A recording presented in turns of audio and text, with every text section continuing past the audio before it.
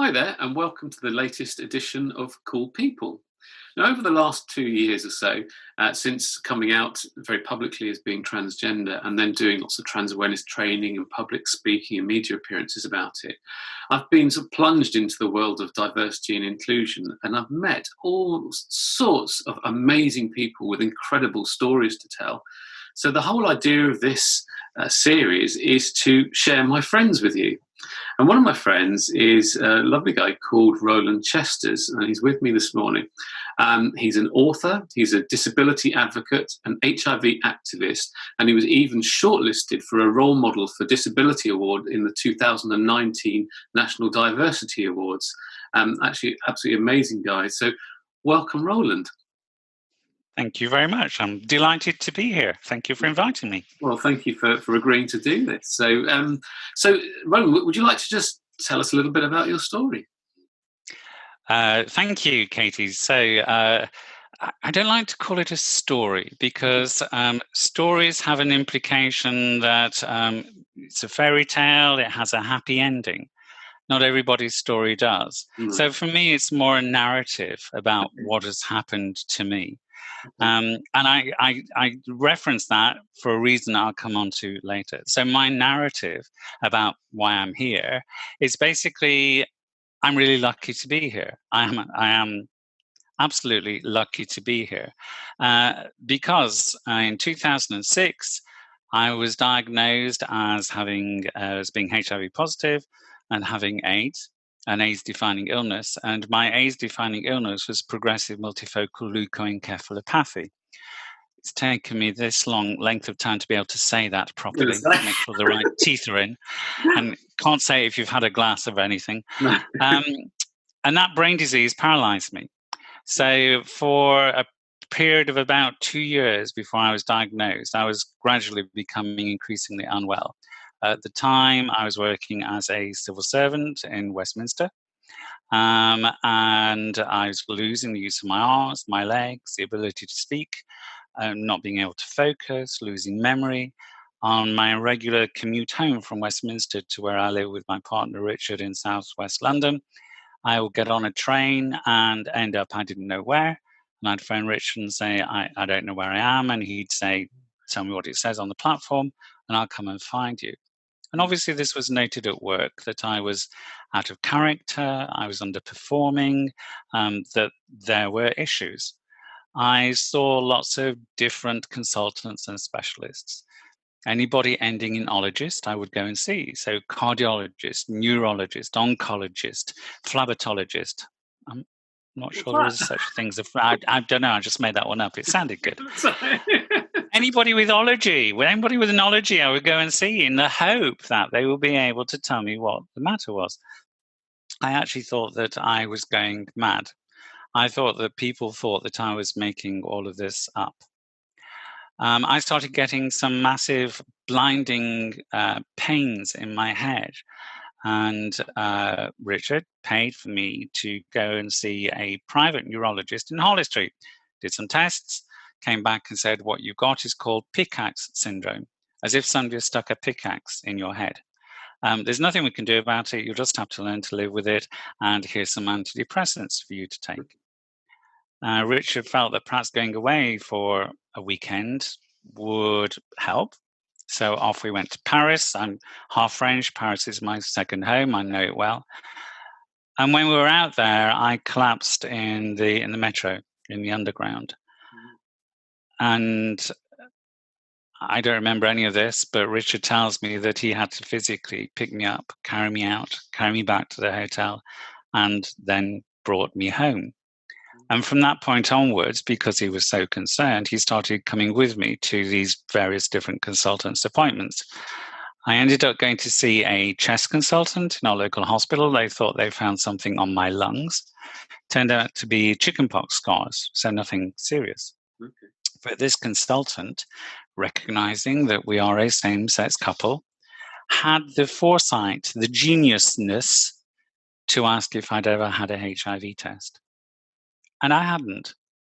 I am of an age to have been certainly sexually active at the time that the icebergs and the tombstones floated across our television screens, where that leaflet was pushed through every letterbox in the land, where that campaign of fear was introduced to ensure that people were fully aware and educated about what HIV and AIDS meant.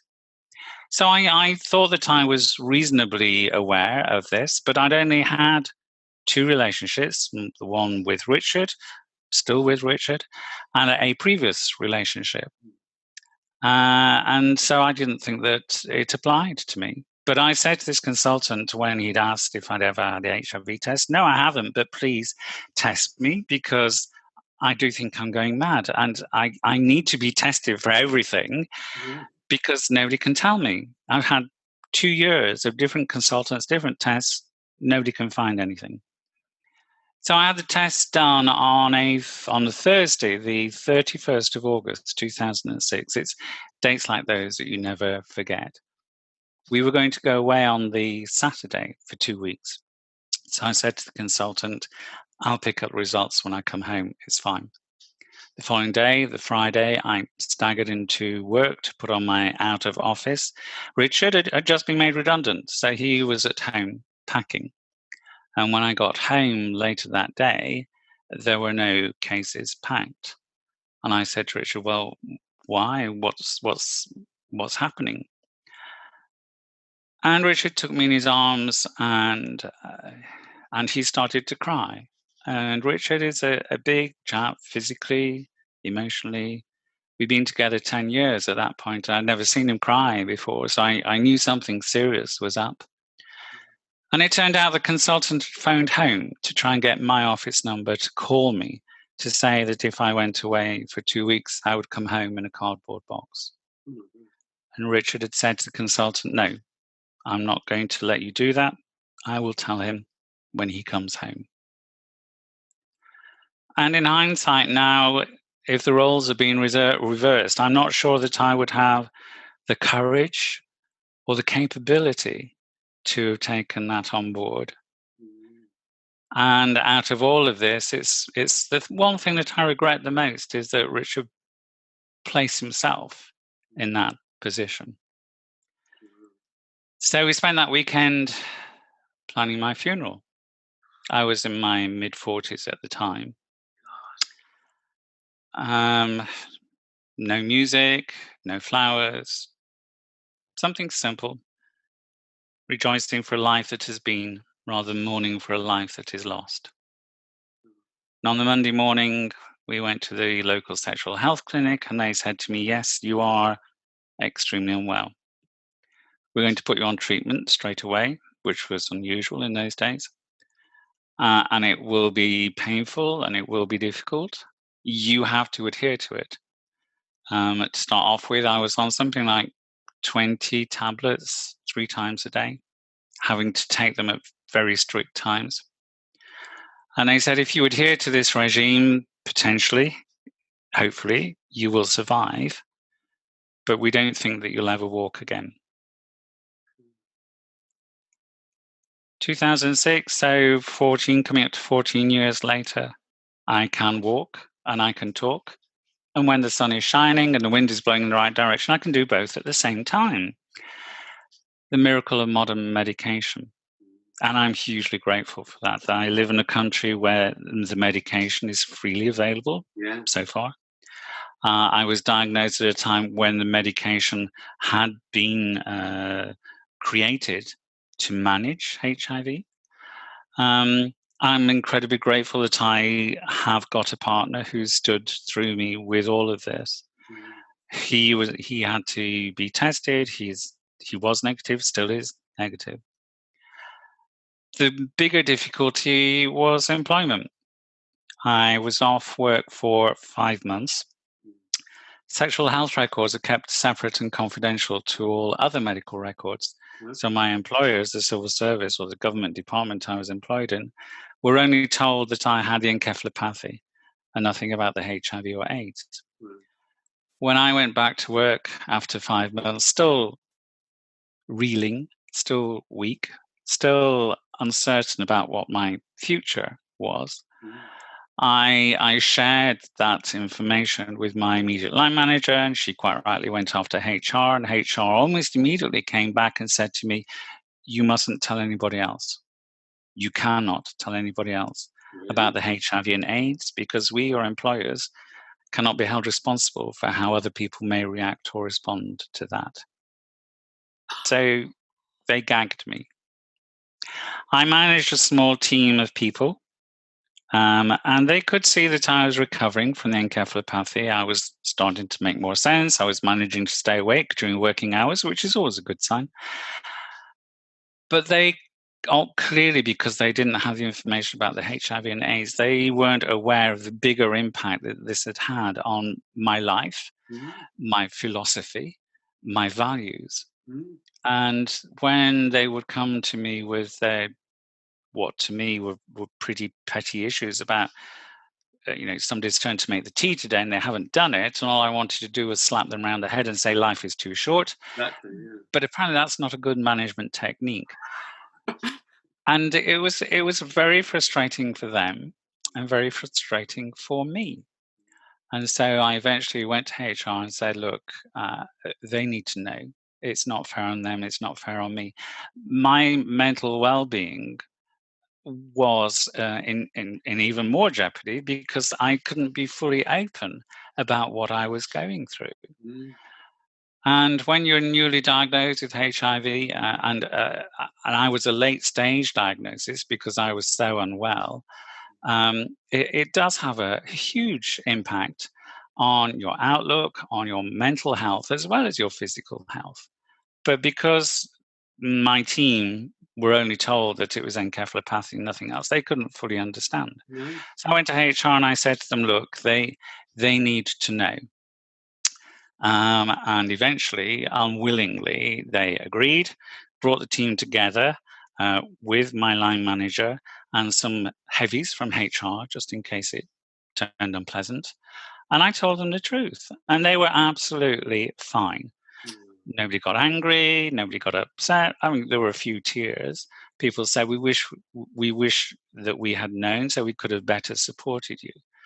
But other than that, no repercussions from them. And I carried on trying to manage, but it was really difficult. My focus was on staying alive, rather than on managing people. So back to HR, and I said, look, at this point in time, I don't think it's fair on the team that I manage because I can't give them all the support that they need. What can we do?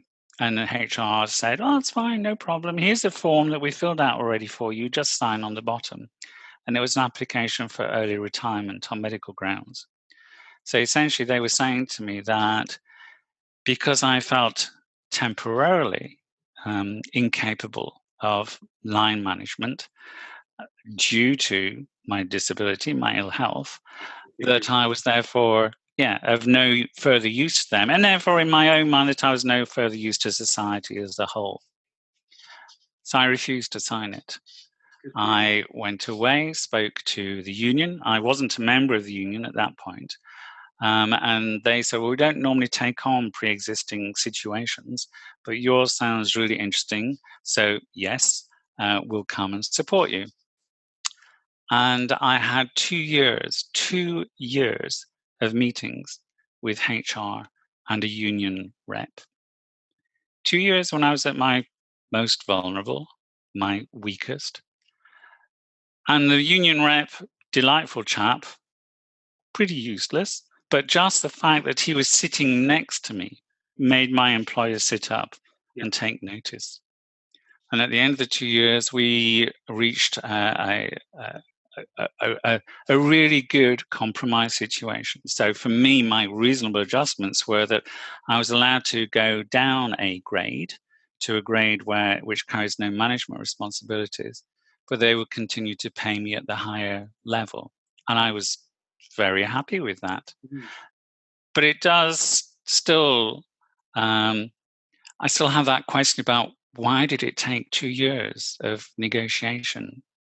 Why was it so complicated? And I was then appointed as the Diversity and Inclusion Officer at the Foreign Office, Government Department, where I worked. I became chair of the Disabled Staff Network. And I dived into the world of disability, world of diversity and inclusion with a focus on disability.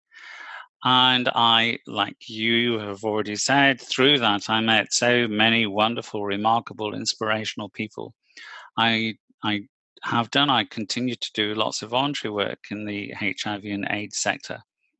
And I've met inspirational people that I would never have met before because, like we all do, we all live in our own little bubble of a world. And suddenly my bubble was no longer there. My bubble had disappeared into a bigger world. And I'm hugely grateful for that.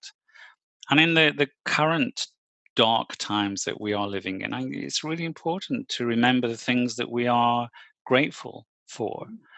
So my partner, eventually my employers, even though it was difficult, the medical health and care and support that I have received and continue to receive, the fact that I have a lovely, comfortable, warm house, the fact that we have a garden at the moment, which we can go and sit out in when the sun is shining, and I decided to write about this. Because there is still a lot of stigma surrounding HIV and AIDS. Every 1st of December is World AIDS Day. And the first World AIDS Day, after I had come out at work, so to speak, about my HIV status, I decided to invite some speakers in from Terence Higgins Trust, that is the biggest charity in the UK that supports HIV positive people, to come and talk about HIV. And I put posters up around the offices saying that this session was happening and that I was organizing it as a colleague living with HIV and AIDS. Posters were slashed, pen or knife. Lots of them were graffitied. Some of them were torn off the wall, torn into bits, and then trodden on. What year was it? This was in 2011, so 9 years ago. Not that long ago, really. Not that long ago, no. And my line manager told me that she'd removed some posters before I could see them because she said that they were very distressing, the way that they had been graffitied or whatever. Really? And that really shocked me. And that spurred me into being an activist, because I understand that stigma is created by lack of information. I don't want to say ignorance, because ignorance sounds pejorative, but lack of information. And the lack of information creates fear, fear based on mythology. Yeah. And people react and respond irrationally and illogically when they are faced with something that scares them. Absolutely. Fear of the unknown, isn't it? It is, absolutely.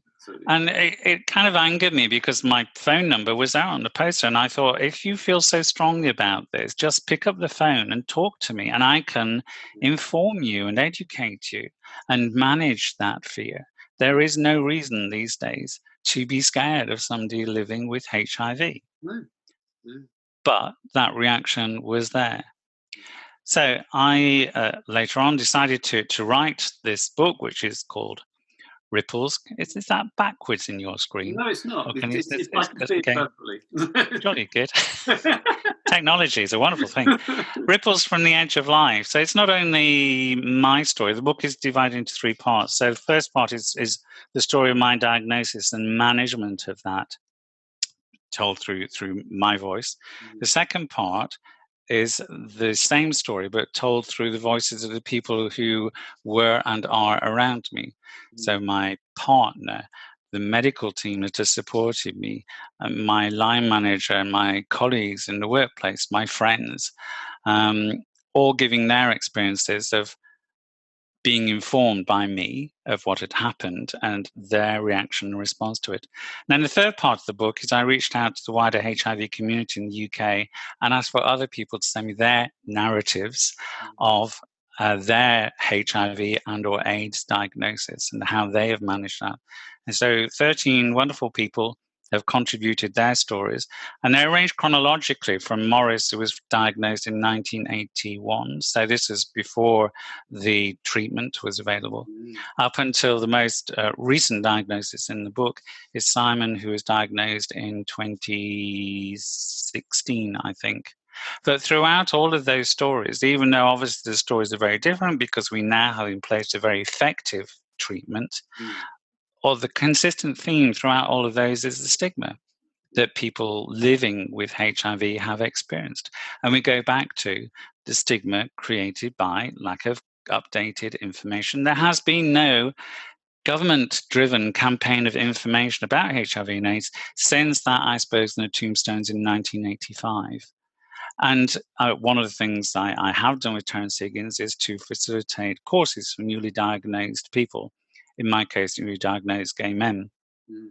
Courses of 20 people. And no matter what age they are, and I've had some as young as 18, 19, 20 coming on this course who weren't around, weren't even born when that campaign of fear was rolled out across the country. But they come to this course with that concept that this is either going to kill them or going to have a massive impact on their life, their ability to be in employment, their ability to be in a stable relationship, to have whatever kind of family life they want to have. To them, their future has changed dramatically. And I'm seeing this happening now with what's happening now, that same irrational, illogical response. The number of people who appear to be of Chinese origin living in the UK who have been attacked because this all started off in China. Our local Chinese restaurant has put out a plea for people to come before we went into full lockdown, for people to come and eat there because people were avoiding going and eating in Chinese restaurants. Why? And it's because of that irrational, illogical fear. And I do understand it's survival of the fittest. And you have to find ways to survive. It's that instinctive fight, flight, or freeze response to the fear. But we have to take a back step and realize that this isn't actually the case. Just because somebody looks like they are Chinese doesn't mean that they are carrying with them the virus. Yeah, absolutely. It's illogical. And so the book was published 2 years ago in my small attempt to try and combat the stigma.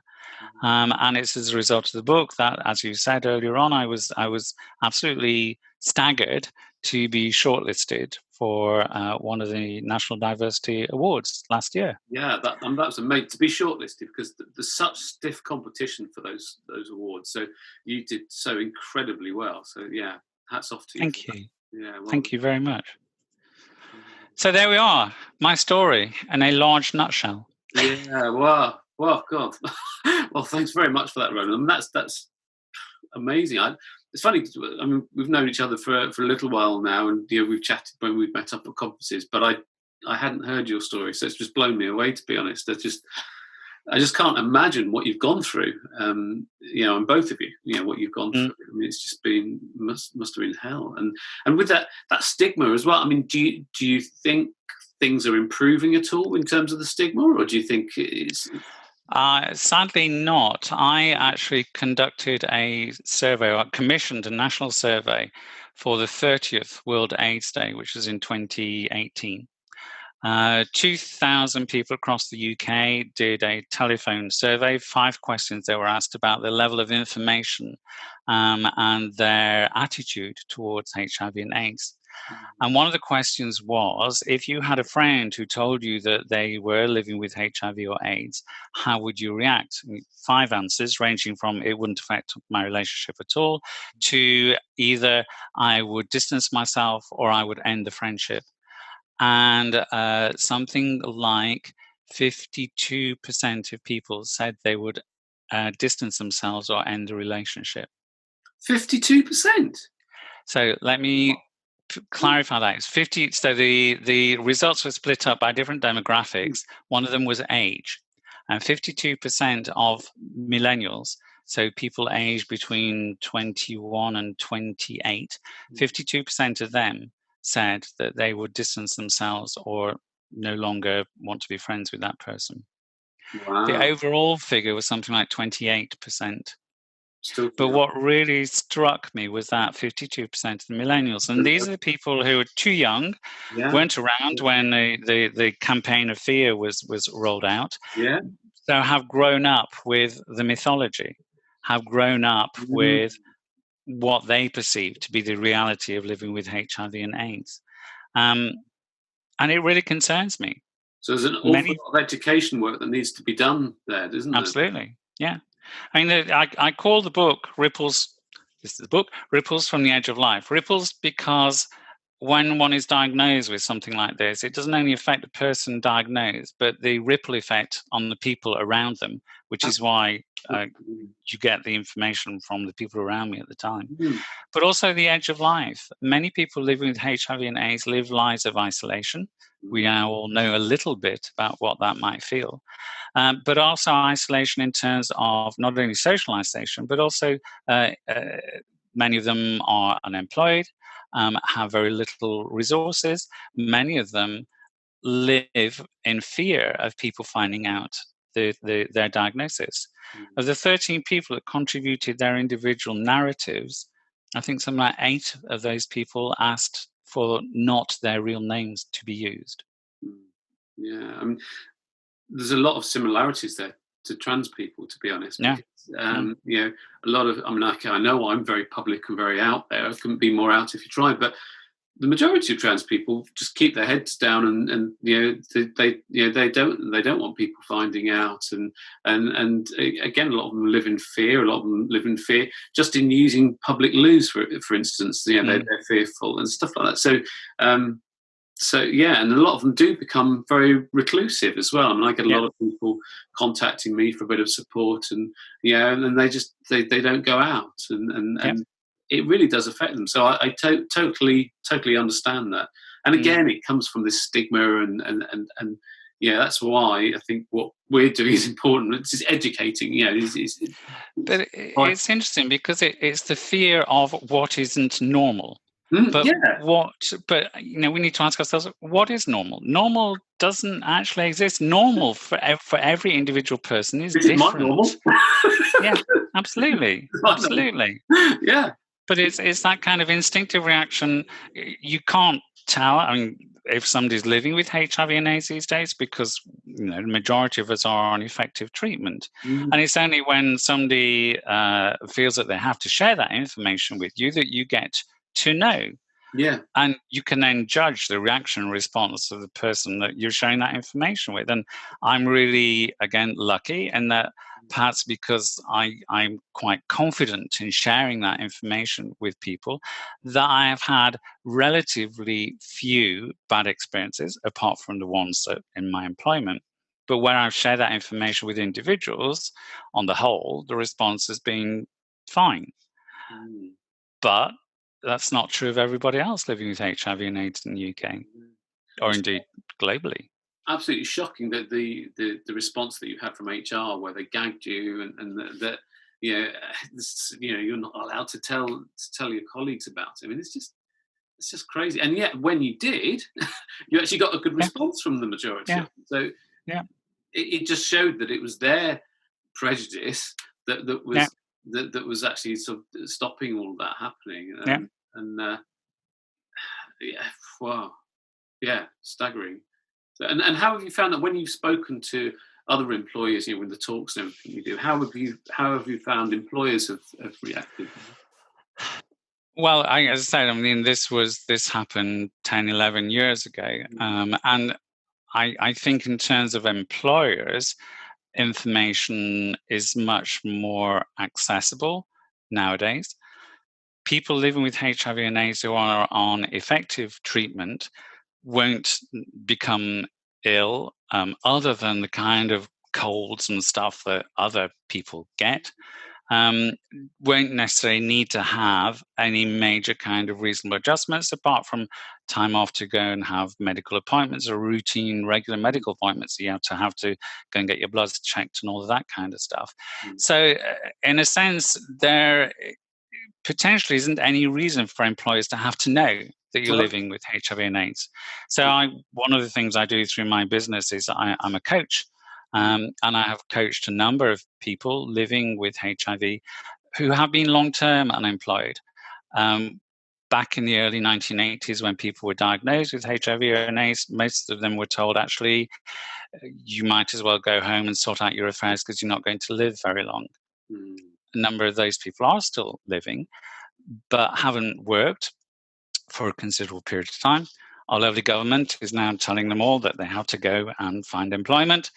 And so it's about enabling them to refind the confidence to go back into the workplace and finding the skills that they can contribute. But when it comes to filling out questionnaires about one's health, medical records, which of course under the Equality Act, an employer isn't allowed to do until they offer you a job. And the question is, do you have any ongoing medical conditions? And the people I coach, it's a conundrum. Do they say, yes, I'm living with HIV or not? And my advice to them has been actually, honesty is potentially the best policy, because if you go into employment and don't give that information, and at some future point you become unwell and need to have time off, your employer, and you then have to tell your employer why, potentially your employer could then dismiss you for dishonesty during the employment process. However, on the other hand, I've had 2 people that I've coached who have gone down that route of honesty, and suddenly the job offer has been withdrawn. And it's really difficult to prove the substantial reason as to why the job has been withdrawn, and one can speculate and so on and so forth. But exactly the same with trans people. I mean, there was a survey recently that, by Crossland Employment Solicitors that showed that 1 in 3 UK employers won't employ a trans person, and I know so. Why? I think that those statistics should be even higher, because I know so many trans people who just can't get jobs, and it's just ridiculous, absolutely ridiculous. Just because you change gender doesn't mean that you become de-skilled or unskilled. It's ridiculous. Often they just can't get past. They might get as far as, say, a telephone interview before even having a face-to-face interview, and on the telephone interview they fail that because they sound different to the way to their name that's on the form, and the prejudice that bin, the CV goes in the bin and that's it, and it's just gone. I just think it was all that waste of talent, and it is so hard, and I suppose that's why so many of us end up going self-employed. But not everybody is able to do that. I mean, I was self-employed before I came out as being trans anyway. So that I was already in that mindset of being a self-employed person anyway. But I mean, you weren't, were you? I mean, you were. No. I left the civil service 5 years ago to set up my own business as a disability consultant. And again, I'm really grateful because my employers, I was able to gain the experience and the qualifications, which then enabled me to set up my own business, which has been relatively successful so far. But not many people have that opportunity. No, and not everybody's suited to being self-employed anyway. So it's not for everybody. And I've been self-employed for 24 years now. My photography business. You don't look old enough, Katie, to have been in employment or self-employment for 24 years. Thank you very much, Roland. I've actually been a professional photographer for 33 years. Wow, gosh. Yeah, I'm 50. Yeah.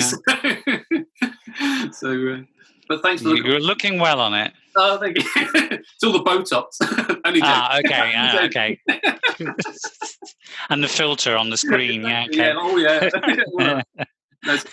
It's all down to the lighting. What you can't see. Of course. what you can't see behind here is I've got two big sort of soft boxes with lights on them, so it's to give a nice even lighting. But I thought, well, I better have some nice lighting because, say, being a photographer as well as it would be pretty rubbish if I had awful lighting, wouldn't it? So it would, yeah, it wouldn't be a good absolutely. advert. But Not really. I must compliment you. You've got nice lighting where you are. Have you got a window, a bay window, or something? Yeah, I'm sat in our kitchen, and there's the French doors that are leading out to the garden directly in front of me. My wall of fridge magnets, you can see. You've got loads there, haven't you? Yeah, they're from our travels all over the world. There's still a bit of room to squeeze some more on. Yeah. Of course, we're not travelling anywhere at the moment, so that'll have to wait. No one is at the moment. Yeah. No. The other thing I was going to ask you, with the work that you do you go into schools at all and do any training? I do. As I said, I do lots of voluntary work, and one of the voluntary work things I do is I belong to a cadre of people that volunteer at Terence Higgins Trust, and we're called Positive Voices.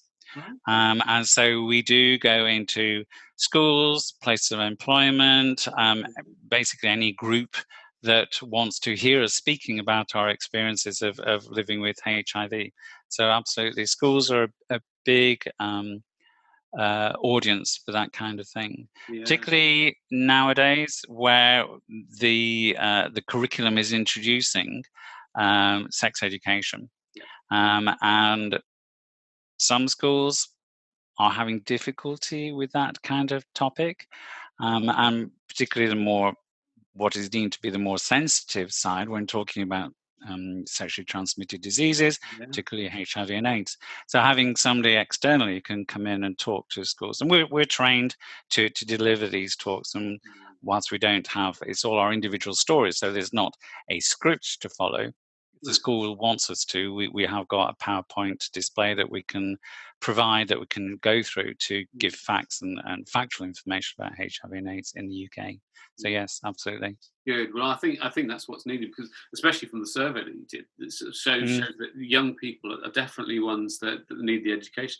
Because it's funny actually, because from on the trans side of things, it's the older people that need the education. The younger people are great. Kids are great. Well, it's interesting you say that, because one of the biggest at-risk groups of HIV infection in the UK is postmenopausal women. So these are women who at that age may be divorced, separated, widowed, are refinding their sexual freedom, and thinking that because they're postmenopausal, they don't need to use any kind of preventative. Yes. And that is the group that where the statistics show is the one of the groups where the largest increase in number of newly diagnosed HIV people are. Wow, that's a message that definitely needs to get out, doesn't it? Definitely. Yeah. I never really thought about that. So yeah. Oh wow. Well, thanks very much for sharing that. I mean, that's just it's quite all right. Yeah, and I really hope that that by sharing your story, it's sort of spread the word a bit more and got some more understanding about it, because I think that's the aim of it. That is absolutely the aim of it. And that's what I'm trying to do with this whole series of cool people, because I do know so many cool people, and they've got such amazing stories. But it just helps to get that understanding. If you can get to hear people's personal stories, it's just so powerful, and you get to really get a really good understanding. And it's been a really good education for me just listening to you just now. So thank you so much for that. You're very welcome. So thanks very much for watching, and please catch up with my next episode of Cool People.